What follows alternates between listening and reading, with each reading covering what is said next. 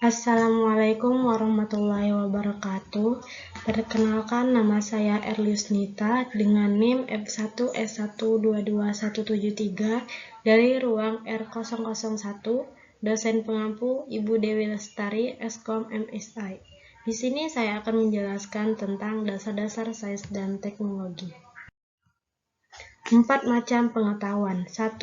Pengetahuan biasa. Pengetahuan biasa adalah pengetahuan tentang hal-hal biasa ataupun pemahaman manusia akan suatu objek tertentu yang terdapat dalam kehidupan sehari-hari. Pengetahuan biasa disebut dengan istilah common sense. Common sense diperoleh dari pengalaman sehari-hari. Kedua, pengetahuan ilmiah. Pengetahuan adalah ilmu atau sains yang memperoleh pengetahuannya dengan menggunakan metode tertentu. Pengetahuan tersebut diperoleh melalui observasi, eksperimen, dan klasifikasi. 3. Pengetahuan filsafat. Pengetahuan filsafat adalah pengetahuan yang diperoleh dari pemikiran yang bersifat kontemplatif dan spekulatif. Filsafat membahas hal yang lebih luas dan mendalam. 4. Pengetahuan agama. Pengetahuan agama adalah pengetahuan yang diperoleh dari Tuhan melalui para utusannya. Pengetahuan agama bersifat mutlak dan wajib diyakini oleh para pemeluk agama. Pengetahuan ini berisi ajaran tentang cara berhubungan dengan Tuhan dan dengan sesama manusia serta informasi mengenai hari akhir. Pengetahuan dan kesadaran. Pertama, pengetahuan. Pengetahuan adalah informasi yang didapat untuk memperoleh pemahaman, pembelajaran, dan pengalaman. Pengetahuan bisa berasal pengetahuan ilmiah dan pengetahuan karena pengalaman. Pengetahuan adalah hasil atau tahu melalui panca indera manusia, misalnya indera penglihatan, pendengaran, penciuman, rasa, dan raba. Kedua, kesadaran. Kesadaran adalah suatu tingkat kesiagaan individu pada saat ini terhadap stimul internal dan eksternal, yaitu terhadap peristiwa-peristiwa lingkungan dan sensasi tubuh, memori, dan pikiran. Dalam pengertian ini, tentu saja adalah kemampuan individu mengadakan hubungan dengan lingkungan serta diri sendiri, atau melalui panca indera lainnya, dan mengadakan pembatasan terhadap lingkungan serta diri sendiri, atau melalui perhatian. Fungsi pengetahuan. 1. Penjelasan sebuah fenomena atau kejadian yang terjadi. Ada 4 bentuk penjelasan ilmu pengetahuan, yaitu deduktif, probabilistik, fungsional, dan genetik. Kedua, meramalkan atau memprediksi kejadian yang akan terjadi berdasarkan dengan ilmu yang telah diketahui sebelumnya. Ketiga, mengendalikan keadaan atau peristiwa yang akan atau sedang terjadi. Kedua, fungsi kesadaran. Ada 3 fungsi kesadaran. Pertama, dapat digunakan dalam mengarahkan atau mengendalikan tindakan merencanakan, memulai dan mengarahkan tindakan. Misalnya, dalam keadaan sadar, seseorang dapat melakukan kegiatan seperti membereskan ruangan, memberi obat, dan sebagainya. Kedua, dapat digunakan dalam membuat keputusan, sehingga seseorang dapat mengambil keputusan pergi atau tidak, bekerja atau tidak, melanjutkan pendidikan atau tidak. Ketiga, dapat memantau perilaku penyesuaian perilaku. Dalam keadaan sadar, seseorang dapat menyiapkan diri bila menghadapi masalah dan mencari jalan keluar terhadap suatu masalah atau penyesuaian diri bila lingkungan terasa asing.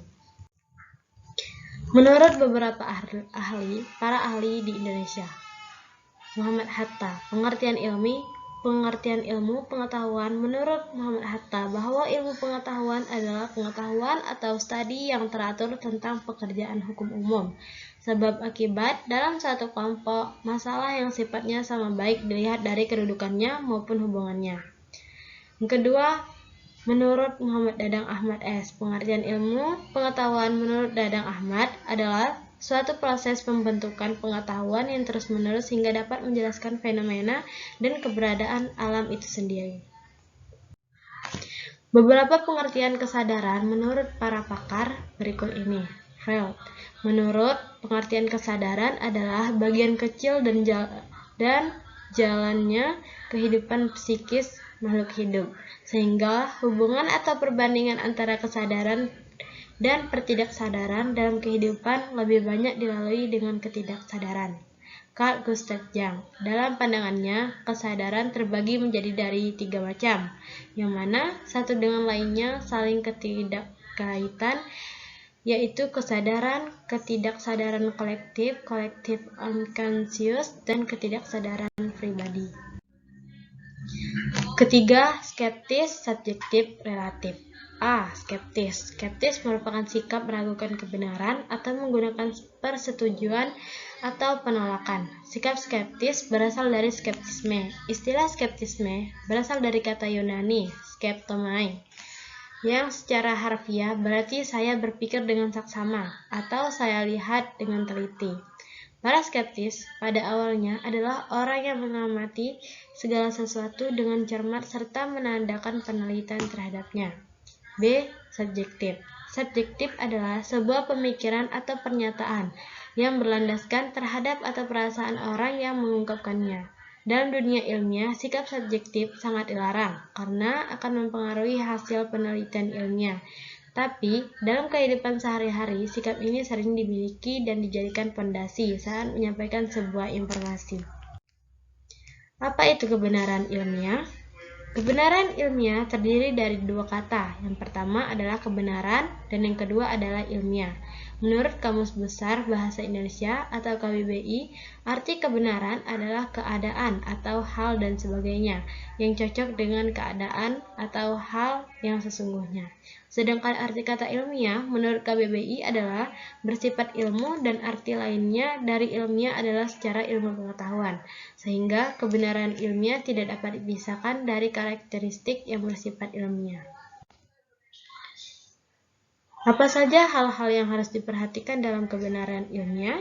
Pertama, kebenaran ilmiah sebagai kebijakan memiliki artian apa yang dianggap benar haruslah bermanfaat, memajukan, dan memiliki nilai positif menjadi prioritas utama.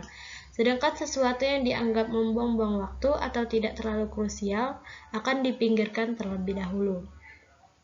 Kedua, tanggung jawab moral dalam kebenaran ilmiah. Kebenaran ilmiah sangat membantu peradaban manusia dari bidang kesehatan hingga teknologi, bahkan juga pada pendidikan. Akan tetapi, tidak sedikit orang yang memelencengkan hal tersebut. Kebenaran ilmiah yang harus membantu manusia dan memudahkan manusia akan tetapi malah dimanfaatkan untuk kepentingan pribadi atau golongan. Contohnya, membuat alat-alat untuk berperang. Maka, dari itu dalam kebenaran ilmiah harus diimbangi dengan tanggung jawab moral. Pengertian dan teori-teori kebenaran. Pertama, teori koherensi atau konsistensi. Menurut teori ini, kebenaran adalah keruntutan pernyataan.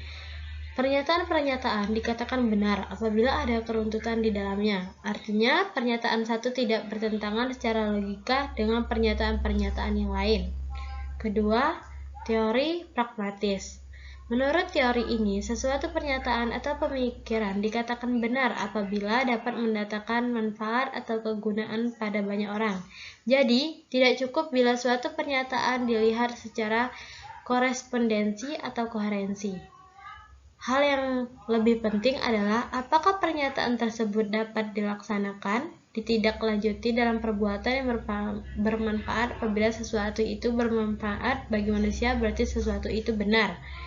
Apabila sesuatu ide yang brilian dapat dilaksanakan secara operasional, barulah ide tersebut benar.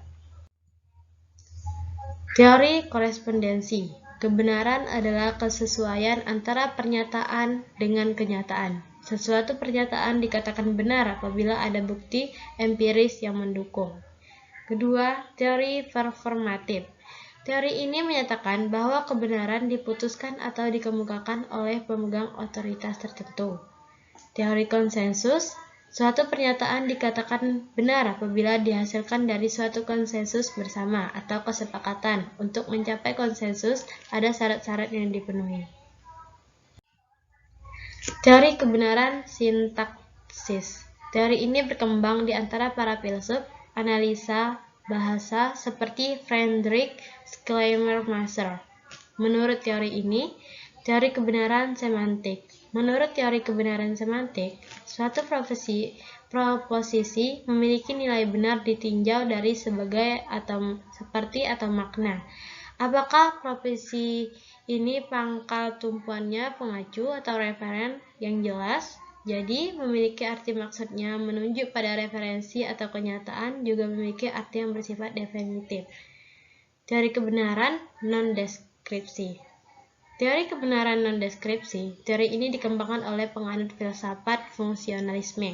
Jadi, menurut teori ini, suatu statement atau pernyataan itu akan mempunyai nilai benar ditentukan atau tergantung peran dan fungsi pernyataan itu atau mempunyai fungsi yang amat praktis dalam kehidupan sehari-hari.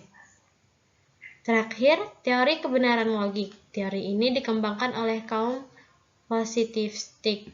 Menurut teori ini, bahwa problema kebenarnya merupakan kekacauan bahasa saja dan hal ini akibatnya merupakan suatu pemborosan. Karena pada dasar-dasarnya apa pernyataan yang hendak dibuktikan kebenarannya memiliki derajat logik yang sama yang masing-masing saling. Presisi dalam KBBI memiliki arti ketetapan, ketelitian yang mana sifat kebenaran ilmiah ini harus tepat dan juga teliti dan sebelumnya sudah melakukan pencarian, penelitian terkait apa yang dicari. 3. Materi hukum ilmiah. Pertama, hukum dan teori ilmiah. Apa itu hukum ilmiah? Hukum ilmiah adalah perkembangan lebih lanjut dari hipotesis yang akibat antara peristiwa yang satu dengan peristiwa lainnya. Teori ilmiah menjelaskan suatu kerangka koheren yang sesuai dengan data pengamatan. Kedua, terbentuknya hukum ilmiah.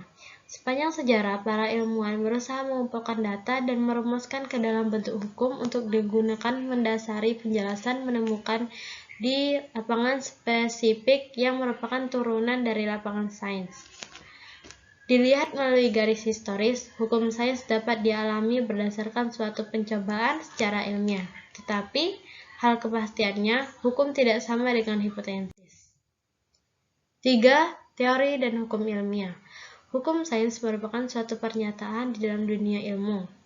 Ilmu yang bermula dari suatu hipotesis dan dibuktikan dengan percobaan-percobaan yang menyangkut teori-teori hipotesis. Hasil percobaan bisa mendukung teori hipotesis dan bisa membuktikan kebenarannya teori hipotesis tersebut. 4. Teori hukum. Teori di sini berisi 1. Memahkotai sistem. 2. Terdiri atas hukum-hukum ilmiah. 3. Pernyataan-pernyataan umum yang membuat hubungan antara fakta atau gejala. 4. Berfungsi untuk eksplanasi, prediksi, dan pemahaman terhadap berbagai fakta atau gejala. Sekian dari saya. Mohon maaf jika ada kesalahan. Saya akhiri. Wassalamualaikum warahmatullahi wabarakatuh.